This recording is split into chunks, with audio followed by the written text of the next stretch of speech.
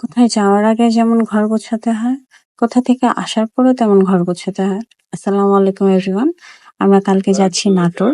নাটোরে যাওয়ার আগে আমি বাসাটা সবসময় পরিষ্কার করে রেখে যাই যাতে এসে তেমন একটা কষ্ট না হয়।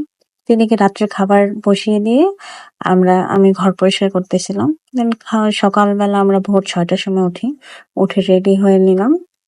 আমাদের ট্রেন ছিল সকাল ৮টায়, তো ৬টার সময় তো অবভিয়াসলি উঠতে হয়েছে।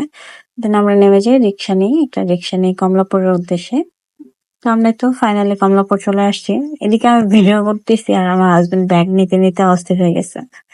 আর আমি গতকালকে রাত্রেই মিষ্টি কিনে রাখছি, কারণ এত ভোরে মিষ্টি পাওয়া যাবে না। এই জন্য আমি গতকাল রাত্রে মিষ্টি কিনে রাখছি। তারপরে তো আমাদের ট্রেন এসে পড়ছে, আমরা ট্রেনে উঠলাম।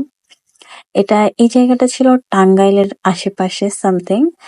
এত সুন্দর ভিউ ছিল যে বলার মতন না। তো আমরা ভিউ দেখতে দেখতে ভাবলাম চানাচুর মাখা খাই। জাস্ট এক কথা অসাধারণ ছিল।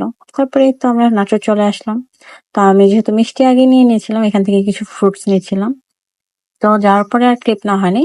তো আমরা এখানে সবাই মিলে শুনলাম যাওয়ার পরে যে মেলা হচ্ছে, তো আমরা বললাম যে চলো তাহলে মেলা থেকে ঘুরে আসি। তো আমরা সবাই ভাই বোন মিলে, আমরা ফ্রেন্ড সার্কেল, আমার বান্ধবী গিয়েছিল, সবাই মিলে আমরা বের হয়ে গেলাম মেলা ঘোরার জন্য। কিন্তু আমাদের অনেক ব্যাড লাক, মেলা তখনও ভালো মতন বসেনি। শুধু একটা না দুইটা আচারের দোকান এসেছিল। তো আমরা ওখান থেকে আচার জিলাপি খেয়ে আমরা আমাদের বাসার দিকে রওনা হয়ে যাই। হাঁটতে হাঁটতে বাসায় যাই। বাসায় গিয়ে আমি আবার আমার চুলের কালার চেঞ্জ করি। চুলের কালার লাগিয়ে আমরা এখানে আসি র্যাকেট খেলতে। র্যাকেট খেলে দেন চা খেয়ে আমরা বাসায় চলে যাই।